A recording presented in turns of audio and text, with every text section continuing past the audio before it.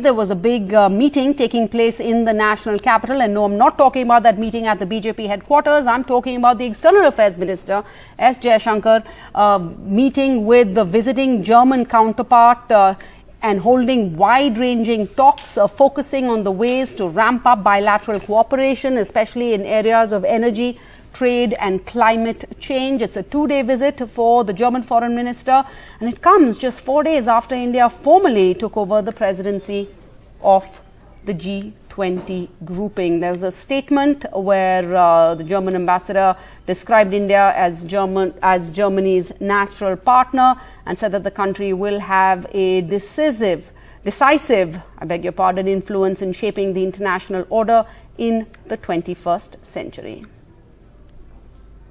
The European Union between February 24th and 17th November has imported more fossil fuel from Russia than the next 10 countries combined. Even coal imports from Russia by European Union, I'm not singling any particular country, is 50% more than India's imported. I would very respectfully suggest maybe European Union is actually doing something very much more than India is doing at this point of time. There is a finite amount of energy resources available in the world. I also understand Europe has a point of view, and Europe will make the choices it will make. That is Europe's right. But for Europe to make choices which prioritizes its energy needs and then ask India to do something else, we have been very, very understanding of European choices and European policies. I wish European media also got it. It would be very helpful. All right, and Maha Siddiqui was present at this press conference. Maha, of course, there are those pictures of both the two of our ambassadors shaking hands, standing side by side. Everything looks picture perfect.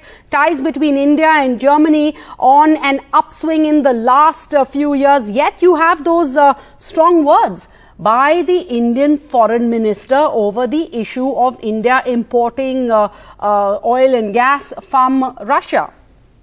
What was that about? Yes, Sarah, this is because India has constantly been told by the West, at least in the first half of this year, after Russia's invasion of Ukraine, that India should bring down its oil imports from Russia. Remember, from February onwards, India started importing more oil from Russia, and India made it known to the world that this is because the choices of acquiring fossil fuel or oil were reducing for a country like India that has high energy needs and that doesn't have very high incomes. And therefore, India will scout for the cheapest available option. India's route to getting oil from Iran was closed because of unilateral US sanctions. India's route to importing oil from other countries like Venezuela had also come to an abrupt end. So India has started importing more oil from Russia, and it's a legitimate trade business is what the External Affairs Minister today once again underlined. What the External Affairs Minister today is suggesting is that the narrative that has been built by the European media is that while countries like India continue to import Russian oil, which they are saying is fueling the war in Ukraine, they are not highlighting the fact that the European Union too continues to do the same. And therefore, he put out the statistics and saying that one can even track the Russian fossil fuel import, which is very transparent, and it will give you a clear picture that EU continues to import more fossil fuel from Russia even now. The gas imports are high, the coal imports are 50% higher than India's.